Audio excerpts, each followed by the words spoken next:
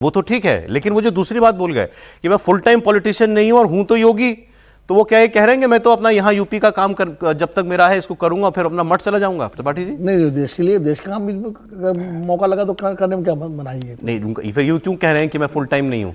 नहीं, देखिए योगी आदित्यनाथ एक तो ये कि नरेंद्र मोदी ने कतई नहीं कहा था कि मैं गुजरात की सेवा करूं। 2012 में वो सद्भावना उपवास रख लिए थे, पूरी दिल्ली का मीडिया वहां चला गया था जीतने के बाद, और वहीं से उन्होंने हर्षवर्धन जी ऐसे मेरी बात मत काटो, प्रतिकृति बना लिया। नहीं, ऐसे लाल किले 2012 का चुनाव जीतने के बाद जो पहली प्रेस कॉन्फ्रेंस हुई थी, आप उसको देख लीजिए। 12 के चुनाव तो जीत कर आए थे तो कहते ही, लेकिन उसके बाद उन्होंने यहाँ उसके बाद नहीं, मैं 12 चुनाव बात कर रहा हूँ जो मैंने कहा, कभी नहीं कहा।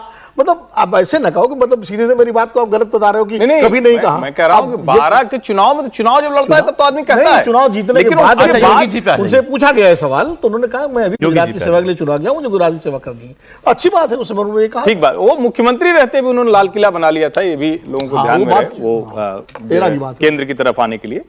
योगी आदित्यनाथ पहले दिन से उन्होंने अपनी दिल्ली की तरफ मुड़ने के संकेत दे दिए थे। 2012 से ही बाकायदा उनकी टीम काम करने लगी थी, 2012 से ही बाकायदा इसकी चर्चा होने लगी थी। 13 आते आते तो आडवाणी जी कमजोर दिखने लगे थे, आडवाणी जी के साथ जो लोग थे उनके पक्ष में जाने लगे थे, और अंत में तो 13 में वो घोषित ही कर दिए गए थे प्रधानमंत्री पद के दावेदार हैं। तो ये पूरा ये घटनाक्रम था।